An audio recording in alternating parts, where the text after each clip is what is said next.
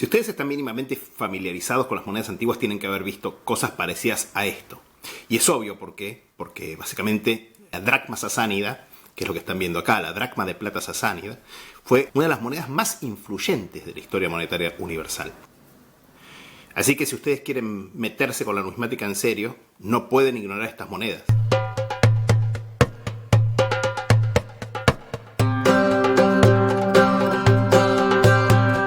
¿Qué tal? ¿Cómo están?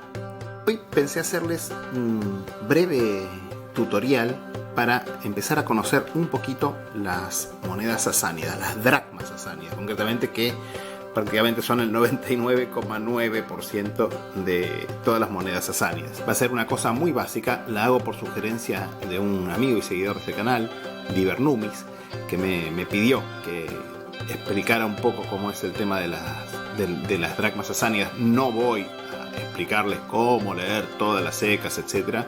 Sí, después puedo incluirles algunos links a algunas páginas de internet donde pueden aprender a conocer un poco más de las secas, etc. No voy a meterme ahora a identificar cada tipo de seca. De hecho, se conocen unas 85 secas sasánidas, con lo cual imagínense que hago un video de 1 hora y media.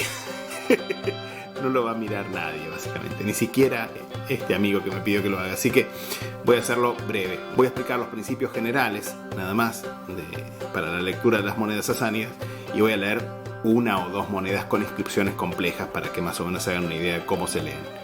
Luego ustedes profundizarán, el que le interese. Y el imperio sasánida va a durar más de 400 años y va a ser un imperio gigantesco que se va a extender por toda Asia Central, prácticamente desde Irak hasta la India, digamos, con lo cual imagínense la cantidad de secas, la cantidad de monedas, la cantidad de distintos tipos de reinados, etcétera, etcétera, que hay. Voy a mostrarles en una rapidísima sucesión la evolución más o menos tipológica principal, pero al mismo tiempo les voy a explicar los principios generales para la identificación de los reyes. Obviamente las monedas llevan inscripciones. A diferencia de las monedas partas que usaban el griego, las monedas sasánidas usan el pajleví. Las monedas sasánidas son más nacionalistas. Usan el idioma nacional, que es el persa medio, que ya se venía usando desde época parta, y la escritura es el pajleví. Bueno, la escritura pajleví es complicada, muy complicada de leer. El principal problema, hay varios problemas que podríamos decir. Se escribe de derecha a izquierda, como el árabe, por ejemplo, o sea, al revés que de nuestra escritura. Y uno de los problemas principales que tiene es que muchas letras se escriben casi igual o exactamente igual, en algunos casos, ¿no? Como por ejemplo, la B y la I, la Y y latina, digamos, la que se translitera como Y o I latina, se escriben igual que la B, etcétera, etcétera, digamos. El otro problema grave son los llamados casos de heterogramas o arameogramas. A pesar de que el persa medio, el persa, de hecho el persa moderno también y el persa antiguo también, son lenguas indoeuropeas. Es una lengua indoeuropea, es una lengua indoeuropea como la nuestra, como el griego, como el latín, como el castellano, como el armenio, como el ruso, qué sé yo.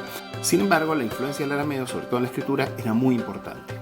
Con lo cual, ustedes van a encontrar que muchas palabras se escriben con formas arameas, pero se pronunciaban en persa. La palabra más característica, digamos, sería Shahanshah, que quiere decir emperador, rey de reyes, literalmente, que en realidad la van a encontrar escrita como Malkan Malka. Malk en arameo es rey. O sea, fíjense, como Malik en árabe. O sea, es una lengua semítica. Es una lengua que ni siquiera es de la misma familia que el persa medio. Pero el caso más frecuente y que más nos afecta a los numismáticos va a ser el caso de los números. Los números del 1 al 10, sobre todo, que son prácticamente siempre arameogramas.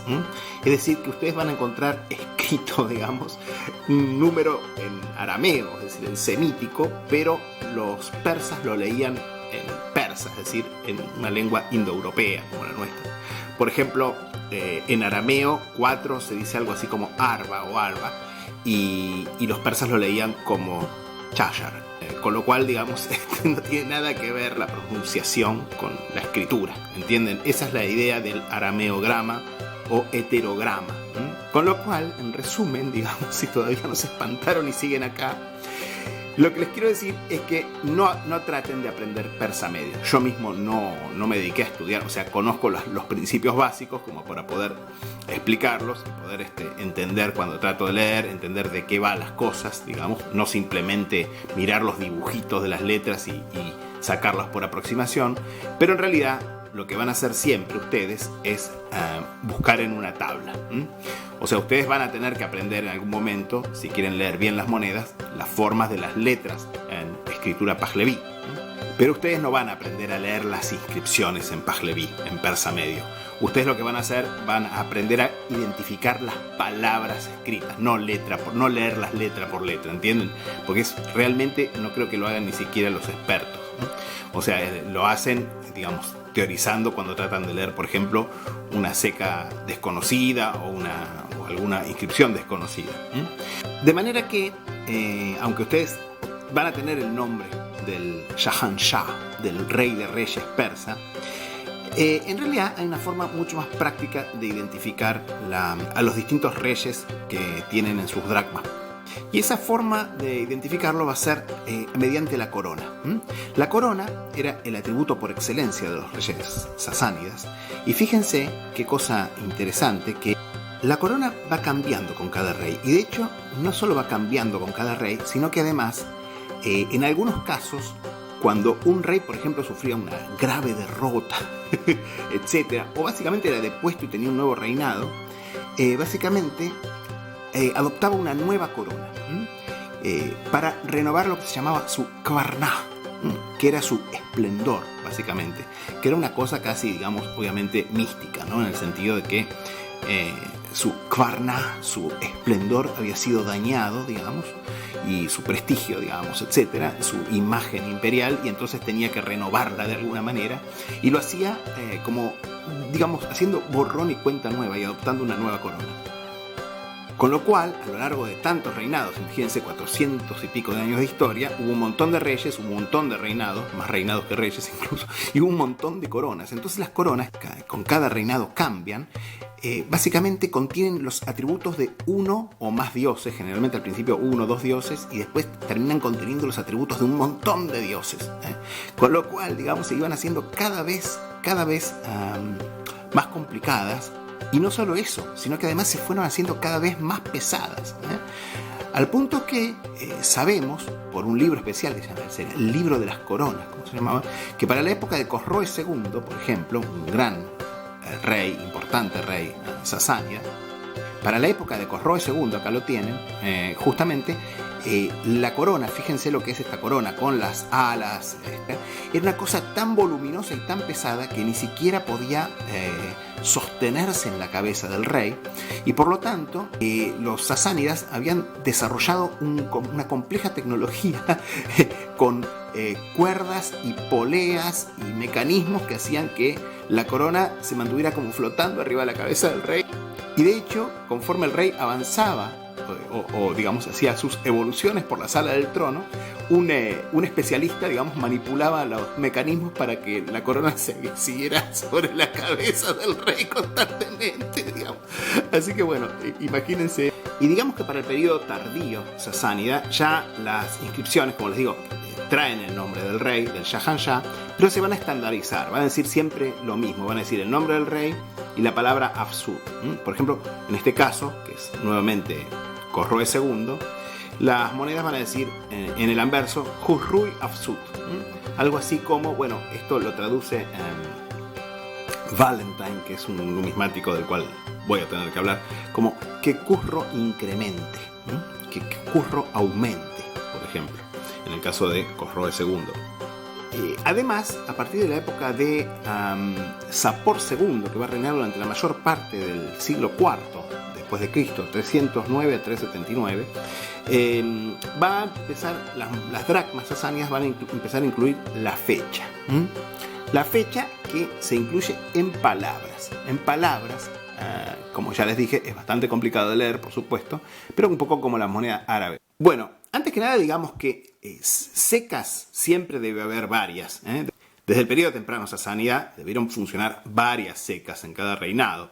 Fíjense, por ejemplo, si no, esta dracma de Sapor I, que es el segundo rey sasánida, Y lo mismo pasa con su padre, Ardashir I. Y fíjense, por ejemplo, el estilo de esta otra, que probablemente en esta intervinieron grabadores venidos del Imperio Romano, por el estilo, y que de hecho se atribuye a Ctesifonte. Se ha teorizado que este podría ser el estilo, bajo Sapor II, de la ceca de Ctesifonte, pero estas monedas no tienen marca. No dicen la ceca, dicen cosas como el fuego de Sapor, etc., ¿no? Y fíjense que acá aprovechamos para presentar el estilo, la tipología de la dracma sasánida, que es que tienen en el anverso siempre el busto del rey con la correspondiente corona. Miren lo que es la corona de Sapor, con esa especie de rodete que tiene que ser una especie de pelota, que suele aparecer arriba de la cabeza, detrás de la cabeza del rey, qué sé yo, que es el pelo. Era una forma de acomodar el pelo, se hacía como una pelota con el pelo y se lo envolvía en seda, digamos, ¿no? Y en el reverso van a tener siempre el altar de fuego de Ahura Mazda, el altar de fuego mazdeísta. Hay muchísimas variantes, pero tienen los dos... bueno, antes se creía que eran magi, que eran los sacerdotes mazdeístas, pero ahora se sabe que son representaciones de Ahura Mazda directamente, y tienen la corona, etc. Y el fuego, obviamente, bueno, ustedes saben que la religión mazdeísta es la religión del fuego. Así que va a haber muchas variantes de esto, pero siempre lo que van a tener va a ser, en principio, el altar de fuego en el reverso. Pero fíjense que pronto, como les digo, algunas monedas tempranas empiezan a incluir la fecha, pero sobre todo a partir del siglo V, más que nada, a partir de fines del siglo IV ya, es común que incluyan la ceca. Fíjense, acá pueden ver un ejemplo de la ceca. Esta es... ahí se ve. Y la ceca acá es... se translitera como AW. Que se translitere como AW no quiere decir ni siquiera que se pronunciara así. Pero básicamente esto se llamaba en época sasánida, era la ceca, la ciudad era Hormazd Ardashir, que sería actualmente la ciudad de Ahvaz, en Khuzistán. Y ahora sí, vamos a comentar o vamos a leer, digamos, una dracma tardía y vamos a elegir obviamente a Khosroes II, que es el... yo diría que de 10 dracmas sasánidas que ustedes se van a topar en su vida, 9 van a ser de Khosroes II. Así nomás se lo digo. Y las restantes de todos, cualquiera de los otros reyes de reyes sasánidas. Bueno, en principio digamos que esta moneda además tiene una inscripción adicional en el margen, que es APD, que básicamente es una referencia a la pureza del metal. Bueno, y la inscripción, ya saben, es siempre en esta época, siempre Khusrui Afsut, que Khusro incremente, que Khosroes incremente. Y obviamente que el lado importante, el lado interesante, es el reverso. Y en el reverso ustedes van a tener a mano izquierda el año y a mano derecha la ceca. Vamos primero con la ceca. La ceca, acá la pueden ver, se transliteraría, digamos, como ART. Pero ojo, no quiere decir que los persas pronunciaran esta ceca como art o algo así. Es una sigla, es la sigla de la ceca. La ceca es Ardashir Hurra, en la provincia de Fars. Y el año, acá lo tienen, esto se transliteraría, fíjense, lo voy a poner abajo porque es impronunciable, porque en realidad nadie lo pronunciaba. O sea, porque básicamente ya les expliqué que ellos escribían de una manera y pronunciaban de otra, o sea, leían otra cosa directamente. Esto, bueno, se los pongo ahí abajo, que es algo así como el wist, ¿no? Pero no, olvídense, no importa. Esto es la transliteración nada más. En realidad, ¿qué pasa? Que acá estamos ante un caso de lo que les decía, de usvarism, o sea, de arameograma. Es decir, un heterograma en el cual se usa una palabra en arameo para escribir, pero se pronuncia en persa. Es decir, se usa una palabra semítica para escribir, pero se pronuncia con una palabra indoeuropea. Así que esto sería algo así como Arbawist sería la escritura, si la vocalizáramos, pero en realidad los persas pronunciaban algo así como Chaharvist. Chaharvist. Chaharwist, que sería 24. Así que el año es 24. Así que bueno, ya les di los principios generales. Básicamente ahora quedan ustedes profundizar. Sí, voy a comentar muy brevemente algunos libritos que hay. Y fíjense, bueno, para que se haga una idea, esta moneda es de la ceca de Rai en Media. Y fíjense, el año, para darles otro ejemplo, el año acá se translitera como HPTD. H con un puntito abajo, PTDH con un puntito abajo. Esto es, obviamente, lo estoy leyendo de la transliteración. Pero básicamente, ¿cómo lo leerían los persas? Lo leerían algo así como Hafta, que quiere decir 17. Este es el año 17. Así que esta es una dracma de la ceca de Rai del año 17. Ustedes no necesitan aprender persa medio para leer las monedas porque son muy limitadas las inscripciones que aparecen en las monedas sasánidas. Pero sí aprendan los principios generales de cómo se escribe, cómo son las letras, cómo se pronuncian y el tema de los arameogramas y van a poder leer prácticamente cualquier moneda sasánida. Bueno, yo tengo varios libros sobre monedas sasánidas. Obviamente el más conocido de todos, pero bastante desactualizado, por cierto, es el de Goebbels. Es un catálogo muy básico, muy básico, muy general, pero muy serio, como trabajaba Goebbels, qué sé yo, ustedes ya lo saben porque yo lo cito siempre cuando hablamos de monedas romanas. No voy a comentar mucho de esto. Es un libro que creo que se consigue, existe la edición en alemán, yo tengo la que está en inglés. Y después sí quiero mencionarles un libro que también está un poco obsoleto, por cierto, pero que es el libro de Valentine. Bueno, Valentine es un personaje absolutamente maravilloso. Tengo dos versiones, una que él manejaba un tranvía. Valentine nació más o menos en 1845 y murió más o menos en el año 1927, creo que en el 27. El obituario lo publicaron en enero del 28, pero de haber muerto en el 27. Y tiene una serie de libros, Valentine. Valentine era un coleccionista. Y un día el tipo entró en el Museo Británico, donde estaba Paul, el experto en monedas orientales, y le dijo, empezó a comentarle cosas y Paul le mostraba monedas que no podía clasificar y Valentine se las clasificaba.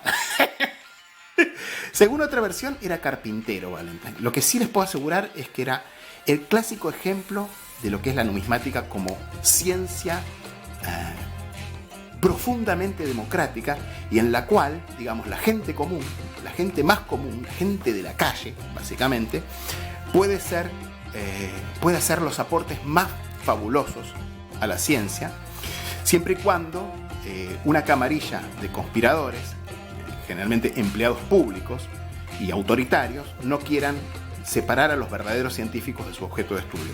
Porque esto es lo que era Valentine, justamente. Bueno, el catálogo de monedas sasánidas de Valentine, que está escrito, como pueden ver, a mano, y está impreso en diversas ediciones. Primero se imprimieron en Inglaterra, porque claro, él los escribía a mano porque incluía mucha escritura en árabe, en pajleví, en todos los temas que él sabía sánscrito, sabía árabe, sabía sánscrito, sabía pajleví, sabía persa medio y la escritura pajleví. O sea, era capaz de leer cualquier cosa, era un genio. Y como les digo, o sea, tengo entendido que en la época en que colaboraba en el Museo Británico, terminaba de manejar el tranvía y se iba a verlo a Paul y le desculaba las monedas que Paul no podía clasificar. O sea, imagínense, ¿no? Bueno, de estos personajes así excepcionales está lleno la numismática. Ojalá que el autoritarismo no destruya una de las ciencias más maravillosas que han existido, ¿no? Porque lamentablemente en el mundo en el que vivimos, y sobre todo a partir del lobby de los arqueólogos, empleados públicos que no tienen la capacidad de dedicarse al material, pero quieren prohibirnos, justamente, quieren meterse con nuestro trabajo y meterse con nuestra ciencia. Ojalá que eso no pase. Esto es responsabilidad de todos nosotros. Y bueno, el libro de Valentine, discúlpenme la digresión, pero lamentablemente estamos así. El libro de Valentine es un gran aporte, por cierto, al conocimiento de la moneda sasánida, porque fue el primer libro, podríamos decir en serio, de moneda sasánida. Él lo escribió en 1918. La mayoría de los libros de Valentine fueron escritos poco antes o poco después de la Segunda Guerra Mundial. Y la mayor parte de las ediciones que circulan por ahí actualmente son ediciones, digamos, medias piratescas, digamos, de hindúes. Pero bueno, piratescas en el sentido que, bueno, son ediciones que no tienen derecho, pues son libros, son libros que no tienen derecho de autor ya, por el tiempo que pasó. Valentine murió como les digo, en el 28 más o menos, y este libro creo que se publicó en el 21. Lo escribió en el 18 y se publicó en el 21. Y después hay varias páginas. Hay un artículo de Malek del año 1993 en el Numismatic Chronicle, que digamos que es lo más actualizado que hay, podríamos decir, y que yo consulto mucho. Y después hay varias páginas en internet, sobre todo, bueno, la página seno.ru y otras, donde van a aprender a leer las secas, las fechas, etcétera, etcétera.